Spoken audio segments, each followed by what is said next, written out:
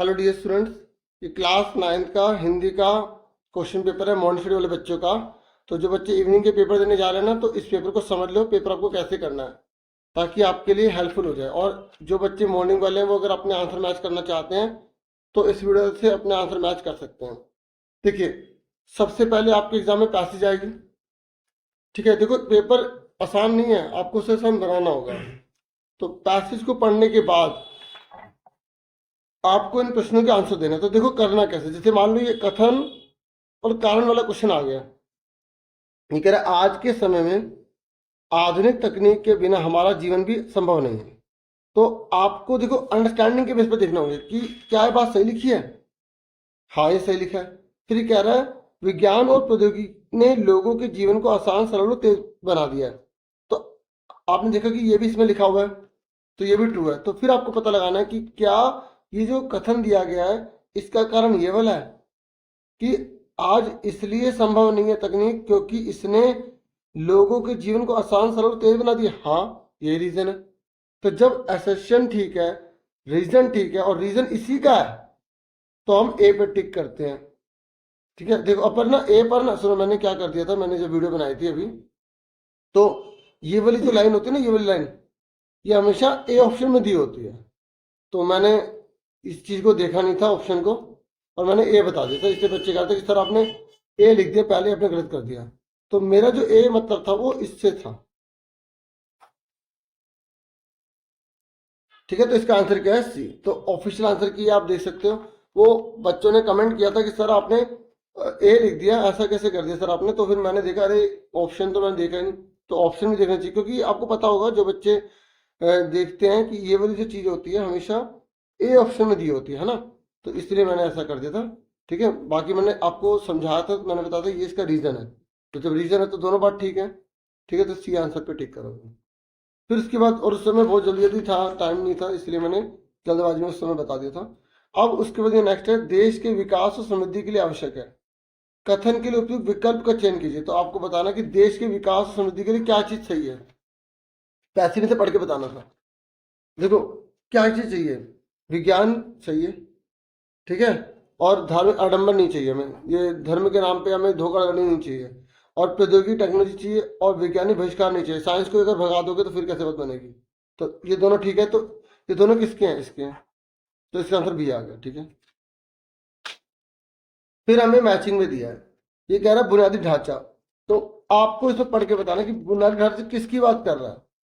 ठीक है, तो यहाँ पर हमें सब मिलेगा, इसी में था, पैसिव में था। तो जो बुनियादी ढांचा वो किससे जुड़ा हुआ, सड़क से। ऊर्जा किससे जुड़ी है, सौर प्रकाश से। और सूचना प्रौद्योगिकी इससे। तो इसमें कौन सा आंसर ठीक हुआ, बी हो गया। ठीक है, उसके बाद नेक्स्ट था कि आधुनिक उपकरणों की खोज से मनुष्य के जीवन पर क्या प्रभाव पड़ा है। ये कह रहा है जो आधुनिक मशीनें आ गई ना, उससे मनुष्य के जीवन पर क्या प्रभाव पड़ा है। तो यही से हमें पैसेज में से इसे ढूंढना था। तो अब इसका आंसर देख लो, जिन बच्चों ने ये लिखा है कि मनुष्य के जीवन को आसान, सरल, तेज बना दिया है।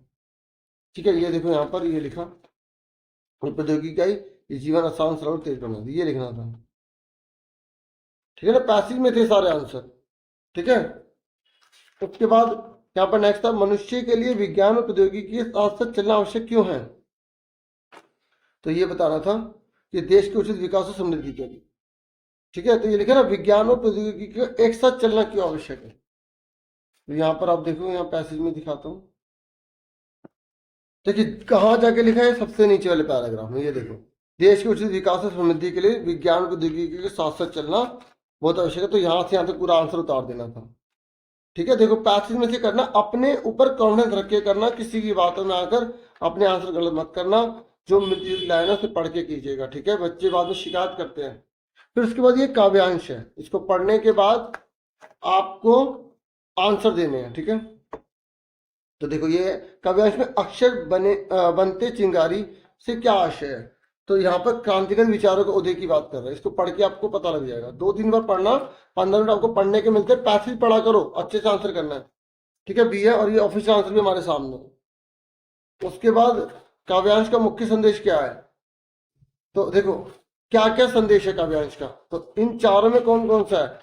तो आपको बताना है कि कौन सा ठीक है। ये पहला, दूसरा, चौथा ठीक है, तीसरा ठीक है, पहला, तीसरा, चौथा ठीक है, तो कौन सा ठीक है। तो देखो, तलवार के अपेक्षा कलम की श्रेष्ठता। ठीक है, हिंसा के स्थान पर अहिंसा पर बल देना और राष्ट्रीय चेतना के विचारों का महत्व, तीनों ठीक है और ये गलत है। कलम के विषय तलवार को ज्यादा महत्व देना, ये साफ पता लग रहा है। तलवार को ज्यादा महत्व देना तो मार्केट करनी है क्या हमें, जो डी आंसर हो गया। ठीक है, उसके बाद गांव में देखो फिर वो कथन और कारण वाला है, तो यहाँ पर भी मैंने ए लिख दिया था आपको पता है, फिर मैंने बाद में इसको चेक करा, ये तो सी पे दे रखा है, पर मैं पहला वाला भूल गया था, ध्यान नहीं दिया ना। तो देखो ये कह रहा है कथन में कलम भाव जगाने वाली देश की बड़ी शक्ति है, बिल्कुल ठीक है।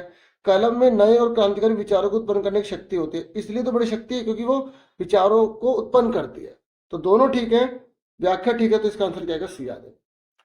ठीक है, उसके बाद कविता के अनुसार कलम की दो विशेषता लिखी है, आपको बताना कलम की दो विशेषता क्या है। तो आप देखो क्वेश्चन में मतलब आपको बहुत इजी दिया है, काशी में आपको आराम से मिल जाएगा। तो आप बता दो कि पहला भाव जगाती है, विचारों को जागृत करती है। ठीक है, आप 2 पॉइंट और भी बहुत सारे बता सकते हो, इन्होंने 2 मेंशन किए गए हैं। फिर उसके बाद देखो ये कह रहा है आप कलम और तलवार में से किसका चयन करेंगे और क्यों, ये आपको बना बना के लिखना था भाई। हम जो है जो भी आप प्रयोग करोगे ना आप अपनी मर्जी से लिखोगे, क्योंकि यहाँ पर इन्होंने बोला अपने आप बच्चा देगा अपना आंसर, और बच्चा तलवार भी लिख सकता है कि भाई मैं दुश्मनों को काटने मारने के लिए लूंगा तलवार, कुछ भी लिख सकते हो आप कलम भी लिख सकते हो, तो दोनों में आंसर सही माना जाएगा, इसलिए इसके आंसर लिखे नहीं जाते हैं। अब उसके बाद देखो आपका उपसर्ग प्रत्यय है, तो आप देखो एग्जाम में मैंने कहा था इसमें एमसीक्यू नहीं आएंगे, और मैंने बहुत सारी हिंदी की वीडियो बना रखी है, आपको बहुत बेनिफिट मिलेगा, प्लेलिस्ट चेक करो जो बच्चे पेपर देने जा रहे हैं, उसी हिसाब की बहुत तैयारी हो जाएगी। हाँ, चैप्टर वगैरह आपको समरी वगैरह कहीं और से पढ़ लेना। तो परित्यक्त शब्द में प्रयुक्त उपसर्ग पहचानना है, जो उपसर्ग होता है वो आगे लगता है, तो परि आ गया। ठीक है, ऑफिशियल आंसर की में भी आप देख सकते हो, सिर्फ आंसर बताना था खाली। फिर उसके बाद यहाँ पर इन्होंने बोला स्व से बनाओ, तो मैंने क्या कहा स्व से बहुत सारे बना सकते हो, स्वराज, स्वनाम, स्वदेश, स्वाभिमान, इस तरीके से लिखा ना, बच्चा कोई भी बना सकता है और उसको नंबर पूरे मिलेंगे। फिर निर्जन में आपको मूल शब्द पहचानना है, तो जन आ गया, तो मूल शब्द लिखना था मेन, तो जन लिख दिया। उसके बाद ये कह रहा है नैसर्गिक है ना, नैसर्गिक, इसमें प्रत्यय पहचानना है, प्रत्यय जो होता है वो क्या लगता है, पीछे लगता है, तो एक आ गया, तो ये आंसर आ गया। फिर उसके बाद ये कह अन्य प्रत्यय का एक शब्द बनाइए, तो जैसे दयनीय, अविस्मरणीय, बहुत सारे बन सकते हैं। जैसे यहाँ पर क्या लिखे देखो, पूजनीय, उल्लेखनीय, अब किसी बच्चे का से मैथ थोड़ी करेगा, इसलिए तो लिखा अन्य उचित उदाहरण एक पर अंक दिया जाए, तो इसलिए बच्चा कोई भी लिख सकता है। फिर समास पे आ जाओ, तो समास में देखो यहाँ लिखा है डैश, जब ये डैश लिख जाता है तो यहाँ पर कौन सा समास होगा, और लग जाएगा, जब दोनों की वैल्यू बराबर होती है तो उसे हम द्वंद्व समास कहते हैं। देखो इन्होंने ना पूजा और पाठ लिखा, पता है क्यों, क्योंकि देखो इसने सिर्फ समास के टुकड़े करने के लिए कहे थे, इसने नाम थोड़ी पूछा था। देख लो दियो कितने मतलब आपकी मतलब साइड ले रही है पूरी तरह से, कि भाई अगर टीचर देखे भी आंसर की में द्वंद्व लिखा तो बच्चे ने नहीं लिखा तो नंबर काट दे, ऐसा कुछ नहीं है। ठीक है, रसोई घर शब्द में निहित समास का भेद बताओ, देखो रसोई के लिए घर, समास के भेद का नाम बताना, अगर आप टुकड़े नहीं करोगे तब भी कोई बात नहीं है, तो तत्पुरुष समास मेन तो ये आंसर बताने के, आप ऐसे लिखो या ऐसे लिख लो। एक है जिसका पूर्व पद संख्यावाची विशेषण हो, तो वो कौन सा समास होता है, द्विगु समास होता है। ठीक है ना, और कर्मधारय समास का उदाहरण दो, महात्मा लिख दो, नीलकमल लिख दो, नीलकंठ लिख दो, ठीक है, मृगनयन लिख दो, इस तरीके से लिखे ना। अन्य उचित उदाहरण पर अंक दिए जाए, साफ साफ बता दिया है डीओ ने टीचर्स को। ठीक है, फिर ये कह रहा है यथाविधि शब्द में निहित समास का भेद लिखिए, तो यथाविधि मतलब विधि के अनुसार। ठीक है, तो कौन सा, अव्ययभाव समास। ठीक है, तो अव्ययभाव समास कौन सा होता है, जिसमें शुरू में यथा, प्रति, इस तरीके के शब्द लग जाए। अब देखो सेम तो आएगा नहीं, प्रैक्टिस के लिए बस ये आपकी। फिर देखो अर्थ के आधार पर वाक्य के भेद आएंगे, मैंने एक वीडियो बना रखी है जिसमें मैंने आपको लेटर वगैरह बहुत से बता रखे हैं, सैम्पल पेपर उसमें समझा रखा है। ठीक है, तो आप उसको अच्छे से देख लेना, वो वीडियो प्लीज जरूर देख लेना। ये कह रहा है क्या तुम्हें मालूम है, देखो क्वेश्चन पूछ रहा है, तो कौन सा वाक्य का भेद हुआ, जब क्वेश्चन पूछते हैं तो कौन सा वाक्य का भेद हुआ, जब क्वेश्चन पूछा जाता है तो वो होता है हमारा प्रश्नवाचक, कौन सा होता है, प्रश्नवाचक। फिर कह रहा है सालिम अली तुम लौटोगे ना, तो यहाँ पर विस्मयादिबोधक आ जाएगा या विस्मयवाचक, इस तरीके से स्पेलिंग याद कर लो। फिर कह रहा है यदि वह सपना सत्य हो जाता तो भारत की कथा कुछ और होती, तो यहाँ पर क्या कर रहा है, संकेत दे रहा है, तो संकेतवाचक हो जाएगा। ठीक है, वह नेपाल से तिब्बत जाने का मुख्य रास्ता है। तो ये सिंपल बात है, तो क्या हो गया, विधानवाचक हो गया। ठीक है, आज्ञावाचक का उदाहरण तो कुछ भी लिख सकते हो। अब यहाँ पर देखो यही लिखा होगा, उचित उदाहरण पर बच्चों को अंक दिए जाए। जैसे मेरे गिलास पानी लाओ, अच्छे से पढ़ाई करो, सीधे बैठो, इस तरीके से कुछ भी लिख सकते हैं। ठीक है, तो उसके बाद हमारे हैं अलंकार। तो ये कह रहे काली घटा का घमंड घटा। देखो जब घटा घटा दो बार आता है, अर्थ अलग होता है, तो इसे यमक अलंकार कहते हैं। और तू मोहन के उर्वशी, उर्वशी समान, देखो ये दो बार आया है, उर उर। ठीक है, तो लेकिन दोनों के मतलब अलग अलग, तो यहाँ पर भी यमक अलंकार होगा। ये आंसर थे ना। और सीधी चलते राह जो, रहते सदा निशंक, जो करते विपल्व, उन्हें हरि का है आतंक। तो जब एक ही शब्द के एक से ज्यादा मतलब होते हैं, तो उससे हमको बोलते हैं श्लेष अलंकार बोलते हैं। फिर अगर तरनी तनुजा तट तमाल ता ता ता ता, तो अनुप्रास अलंकार हो गया। और यहाँ पर देखो कौन सा है, क आ गया, तो कौन सा अलंकार, अनुप्रास। जब वर्ण समान होता है पहले वाला, तो उसे अनुप्रास अलंकार कहते हैं। फिर आपकी बुक में से देखो पैसेज आई है। ठीक है, तो ये कह रहा है कि ये तुम शब्द किसके लिए प्रयोग किया गया, प्रेमचंद जी के लिए यूज किया गया। फिर इसने बोला कि जूता हमेशा टोपी से कीमती रहा है। इसमें जूता किसका प्रतीक है, इसमें शक्ति और धन संपत्ति, इसलिए कौन सा हो गया, सी आंसर हो गया। फिर ये असेशन रीजन वाला क्वेश्चन है। तो वही है कि अब तो जूते की कीमत और बढ़ गई है, और एक जूते पर 2500 टोपे निछावर। पता है क्यों बोला गया, देखो ना, ये देखो, जूता 5 रुपए में, टोपी अभी भी 8 आने की, मतलब जूता ज्यादा महंगा है। तो ये कह रहा है इसलिए बोला गया क्योंकि अभी व्यक्ति की पहचान उसकी धन संपत्ति, आज व्यक्ति को उसको धन संपत्ति से जाना जाता है। ठीक है, लोग सिर्फ स्वार्थ कर रहे थे। ये रीजन बिल्कुल इसी के लिए लिखा है, इसलिए इसका आंसर सी होगा, क्योंकि इस बार उन्होंने सी में लिख दिया ना यहाँ। ठीक है, उल्टा सीधा लिखा, आप ध्यान से करके करना। ठीक है,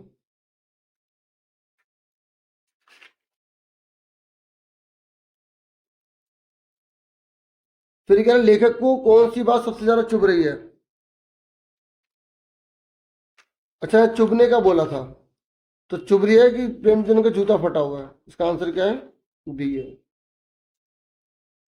फिर उसके बाद अड़ाई, ये कह रहा है तुम भी जूते और टोपी के अनुपातिक मूल्य के मारे हुए थे। ठीक है, और कथन से आशय क्या, ये प्रेमचंद ने समृद्धि पाने की अपेक्षा लेखन की मर्यादा पर विशेष बल दिया, तो इसका आंसर क्या है, बी। फिर उसके बाद ये बुक के क्वेश्चन आंसर है। ठीक है, तो स्वतंत्रता सहज नहीं मिलती, उसके लिए बार बार संघर्ष करना पड़ता है। दो बैलों की कथा पाठ के तरफ बताई, क्योंकि देखो यहाँ पर हीरा और मोती ने अत्याचार और दमन से टक्कर ली थी, जुल्मों की चिंता न करते हुए सैनी जो सेनानी थे ना, की तरह से लड़ा था, जिसे स्वतंत्रता हासिल करती, मतलब इसलिए स्वतंत्रता हासिल करनी पड़ती है, मेहनत करनी पड़ती है, संघर्ष करना पड़ता है। ठीक है, अब ये क्वेश्चन आंसर है ना, ये मैं आपको दिखा देता हूँ खाली। ठीक है, बाकी देखो क्वेश्चन तो कुछ भी नहीं आ सकते हैं, आप एक बार चैप्टर पढ़ के बना बना के लिख देना। ठीक है, ये आप देख लो, ये क्वेश्चन है और ये उसके आंसर है। ठीक है, ये देखो,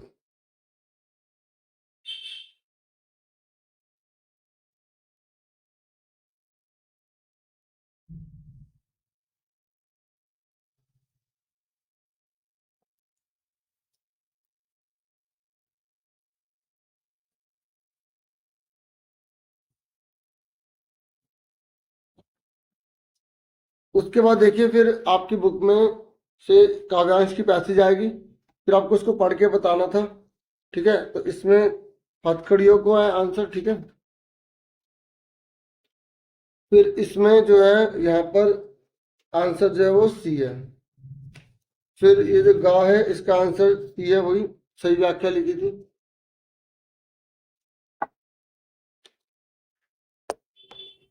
फिर 9वां क्वेश्चन है, इसका आंसर है ए। और फिर जो अड़ा है, इसका आंसर जो है, मतलब यहाँ पर, ठीक है, इसका है डी। ठीक है,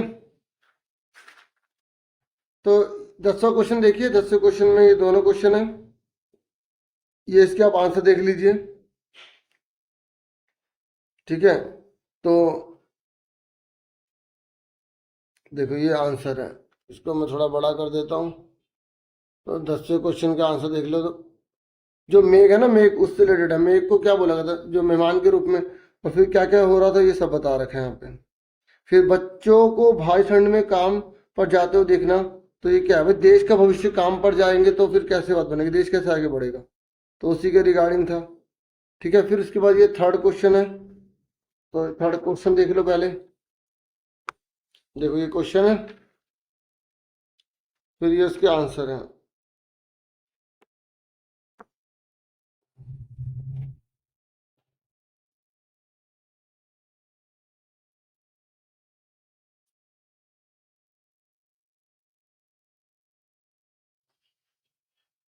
ठीक है, फिर उसके बाद 11वां क्वेश्चन आ गया। तो 11वां क्वेश्चन है, देखो इधर 11वां क्वेश्चन है, फिर इसके आंसर हैं।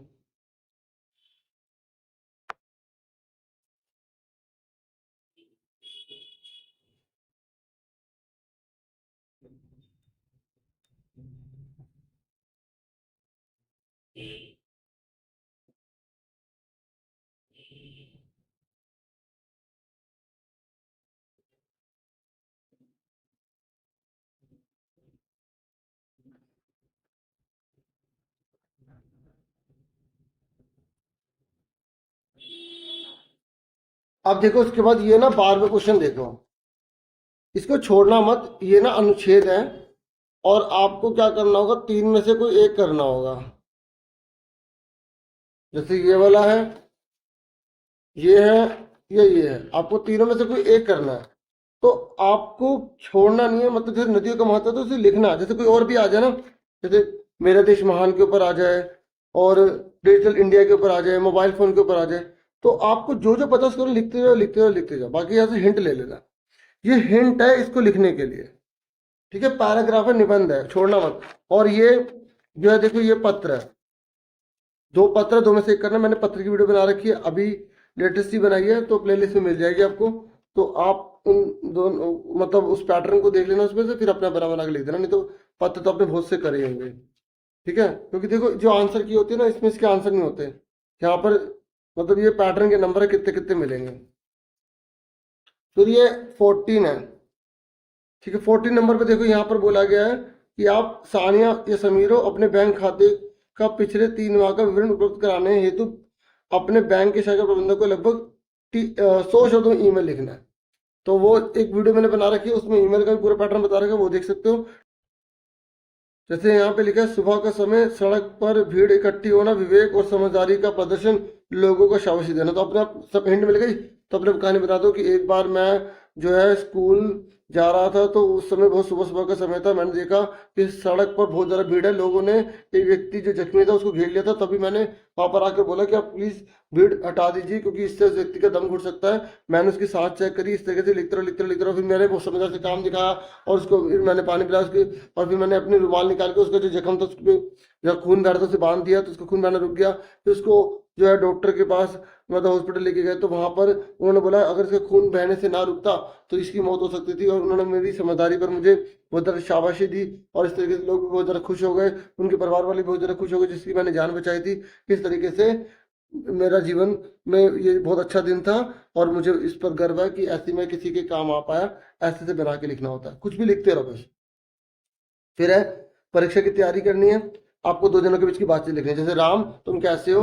मोहन, मैं तो ठीक हूँ, तुम बताओ तुम्हारी परीक्षा कैसे हुई है। ठीक है, और जिन्होंने मेरी वीडियो देखी होगी उन्हें पता होगा कि मैंने परीक्षा की तैयारी पर ही संवाद उसमें दिखाया था, तो वो सेम आया। ठीक है, और बाकी ये ऑप्शन में आप ये भी कर सकते हो, मतलब कहने का कुछ भी आ सकता है, बस आपको प्रैक्टिस होनी चाहिए, पैटर्न होना चाहिए। ठीक है, आप वो वीडियोस देखना, आपको बहुत बेनिफिट मिलेगा। तो अभी फिलहाल वीडियो में इतना ही। ठीक है, thank you for watching and listening carefully. Take care yourself dear students.